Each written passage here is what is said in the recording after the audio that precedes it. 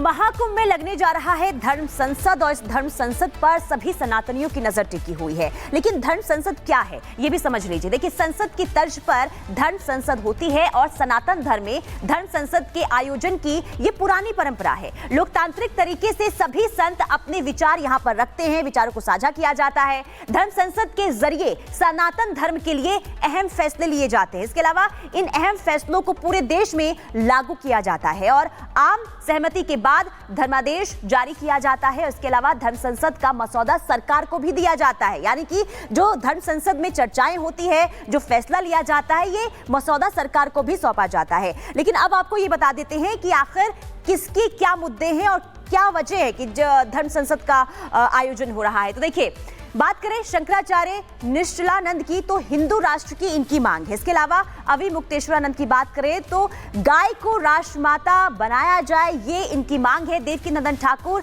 जो सबसे ज्यादा मुखर रहे सनातन बोर्ड को लेकर, इनकी मांग है कि सनातन बोर्ड का गठन हो। और नरेंद्रानंद सरस्वती की बात करें तो ज्ञानवापी की मुक्ति की इनकी मांग है। वहीं श्री कृष्ण जन्मभूमि संघर्ष न्यास की बात करें तो जन्मभूमि मुक्ति इनकी भी मांग है। तो ये तमाम ऐसे मुद्दे हैं जिसे लेकर धर्म संसद का आयोजन आज हो रहा है। लेकिन आज के धर्म संसद में मुख्य दो मुद्दे, पहला मुद्दा यह कि सनातन बोर्ड का गठन हो और दूसरा वक्फ बोर्ड को खत्म किया जाए। और चलिए आगे बढ़ते हैं। कल पूरा देश जहां गणतंत्र दिवस का जश्न मना रहा था क्योंकि इसी दिन हमारा संविधान लागू हुआ था, तो वहीं दूसरी तरफ पंजाब से एक ऐसा घटनाक्रम सामने आया जिसके बाद अब भारी बवाल मचा हुआ है। संविधान निर्माता डॉक्टर भीमराव अंबेडकर की प्रतिमा को तोड़ने की कोशिश की गई। प्रतिमा आंशिक रूप से तोड़ी भी गई है, टूट भी गई है, जिसके बाद अब पंजाब में बवाल मचा हुआ है। तो दूसरी तरफ सियासत भी इस मुद्दे पर देखने को मिल रही है। रिपोर्ट देखिए।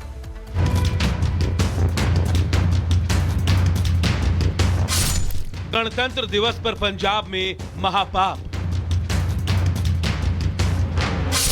अमृतसर में अंबेडकर की प्रतिमा तोड़ी। अंबेडकर से इतनी नफरत क्यों? एक तरफ कल देश 76वें गणतंत्र दिवस के जश्न में डूबा था क्योंकि इसी दिन भारत में संविधान लागू हुआ था, और दूसरी ओर संविधान निर्माता डॉक्टर भीमराव अंबेडकर की प्रतिमा को तोड़ा जा रहा था। पंजाब के अमृतसर में रविवार को गणतंत्र दिवस के मौके पर एक युवक ने डॉक्टर भीमराव अंबेडकर की प्रतिमा को तोड़ने की कोशिश की। प्रतिमा पर माल्यार्पण के लिए लगाई गई सीढ़ी पर युवक चढ़ गया और प्रतिमा पर हथौड़े से वार करने शुरू कर दिए। देखिए कैसे युवक अंबेडकर की प्रतिमा पर तेज दनादन हथौड़ा चला रहा है। युवक पहले प्रतिमा के नीचे रखी पत्थर की संविधान की किताब पर आग लगाई। इसके बाद वो प्रतिमा पर सीढ़ी के सहारे चढ़ा और फिर प्रतिमा को हथौड़े के वार से खंडित कर दिया। देखते ही देखते मौके पर भीड़ जमा हो गई और आरोपी शख्स का विरोध शुरू हो गया। मौके पर पहुंची पुलिस ने आरोपी को गिरफ्तार कर लिया और उससे पूछताछ जारी है। बाबा साहेब अम्बेडकर जी की मूर्ति के साथ एक शरारती अंसर ने छेड़छाड़ की, जो इमीडिएटली वहाँ पे उसको पकड़ लिया गया है और हम केस रजिस्टर कर दिए। उसके आगे की इन्वेस्टिगेशन चल रही है। सारी चीज़ें जो भी सामने आएंगी वो शेयर की जाएंगी।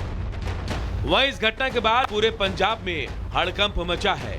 सियासी बयानबाजी तेज हो गई है। वहीं भीम आर्मी चीफ चंद्रशेखर आजाद ने एक्स पर पोस्ट लिख पंजाब सरकार पर निशाना साधा। आजाद ने लिखा, यह घटना इस बात का प्रमाण है कि आम आदमी पार्टी की सरकार इतनी महत्वपूर्ण और ऐतिहासिक जगह पर भी नागरिकों और प्रतीकों की सुरक्षा सुनिश्चित करने में असफल रही है। जानकारी के मुताबिक आरोपी अमृतसर जिले का नहीं है। वो अमृतसर में क्यों आया, इसका पता लगाया जा रहा है। पुलिस की जांच जारी है।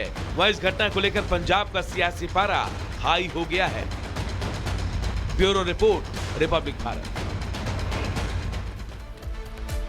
चलिए आगे बढ़ते हैं, बात कर लेते हैं देश की राजधानी दिल्ली की, क्योंकि दिल्ली में मौनिका विधानसभा चुनाव है और उससे पहले जबरदस्त तरीके से सियासी पारा हाई देखने को मिल रहा है। बिल्कुल सियासी पारा हाई है। दोनों पार्टी एक दूसरे पर हमलावर है और वादों की झड़ी जनता को लुभाने के लिए लगाती हुई दिख रही है, जिसमें इसी क्रम में आज आम आदमी पार्टी पुनीता अपना पिटारा खोलेगी वादों का। बिल्कुल, और आम आदमी के पिटारे में क्या कुछ रहता है, जनता को लुभाने के लिए आम आदमी पार्टी की तरफ से क्या वादे क्या दावे किए जाते हैं, इस पर नजर रहेगी। लेकिन उससे पहले आपको रिपोर्ट दिखाते हैं।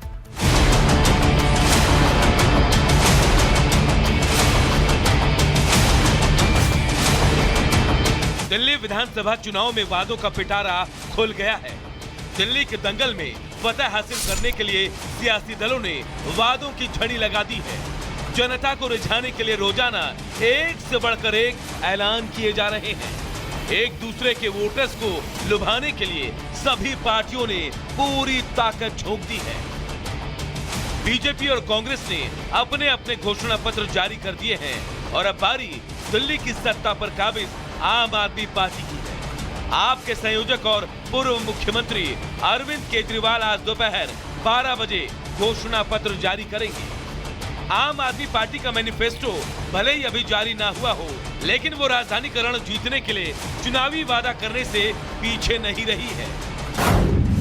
आपने महिला सम्मान योजना शुरू करने का वादा किया, जिसके जरिए महिलाओं को हर महीने 2100 रुपए की आर्थिक सहायता दी जाएगी। इसके साथ ही बुजुर्गों के लिए संजीवनी योजना का ऐलान किया गया, जिसके तहत 60 साल से ज्यादा उम्र के बुजुर्गों को मुफ्त इलाज की सुविधा मिलेगी, जो सरकारी और निजी दोनों अस्पतालों में उपलब्ध होगी। पुजारियों और ग्रंथियों को भी सम्मान राशि देने का वादा किया गया है। योजना के तहत हर महीने 18,000 रुपए सम्मान राशि के तौर पर दिए जाएंगे। साल 2012 में आम आदमी पार्टी का गठन हुआ और उसके बाद से दिल्ली की राजनीति में उसका दबदबा रहा है। अपने पहले चुनाव में आपने 70 सीटों वाली विधानसभा में 28 सीटें हासिल की थी। इसके बाद 2015 में आपने 67 सीटें जीतकर इतिहास रच दिया। इस दौरान आम आदमी पार्टी को 54.3% वोट शेयर मिला था। 2020 में भी आम आदमी पार्टी का दबदबा जारी रहा और उसने 62 सीटों पर कब्जा किया। 2020 के विधानसभा चुनाव में आपका वोट शेयर 53.6% था।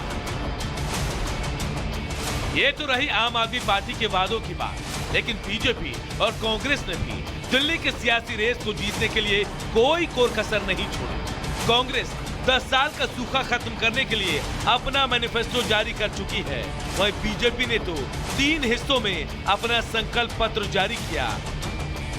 जनता अपने आप को ठगा हुआ महसूस करती है, वायदे पूरे नहीं हुए और महिला विरोधी सोच साफ न... अखिल भारतीय अखाड़ा परिषद, जिसकी ओर से यानी कि ये कहा गया कि 27 जनवरी का दिन आज है और आज ही आपको बता दें कि धर्म संसद का मौनी का आयोजन होना है। बिल्कुल, आज धर्म संसद का आयोजन होगा और यानी कि देवकीनंदन ठाकुर की अध्यक्षता में जिस तरीके से धर्म संसद का पुनीता आयोजन होने जा रहा है, एक ही छत के नीचे तमाम जो साधु संत हैं वो दिखाई देने वाले हैं इस धर्म संसद के जरिए और अपनी मांग रखेंगे। बिल्कुल, देवकीनंदन ठाकुर की पंडाल में इस धर्म संसद का आयोजन होगा, लेकिन इस धर्म संसद की जो 2 मुख्य मांगे हैं वो ये कि सनातन बोर्ड का गठन हो और दूसरी मांग ये है कि मुस्लिम का जो वक्फ बोर्ड है उसे खत्म किया जाए। इसी को लेकर आज धर्म संसद का आयोजन होने जा रहा है और इस पर सबकी निगाहें टिकी हुई है कि आज धर्म संसद में आखिर क्या कुछ रहेगा।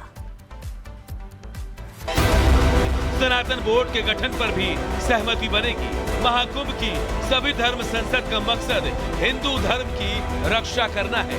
बड़े संत महामंडलेश्वर अखाड़ा परिषद के अध्यक्ष, इन सबसे हमने आग्रह किया है और एक ही चीज कही है कि धर्माचार्यों के माध्यम से इस कुंभ से एक ऐसा मैसेज जाना चाहिए जहां से धर्म और युवा जो पीढ़ी है वो सुरक्षित हो सके और तिरुपति बालाजी जैसे कांड इन फ्यूचर भविष्य में कभी ना हो।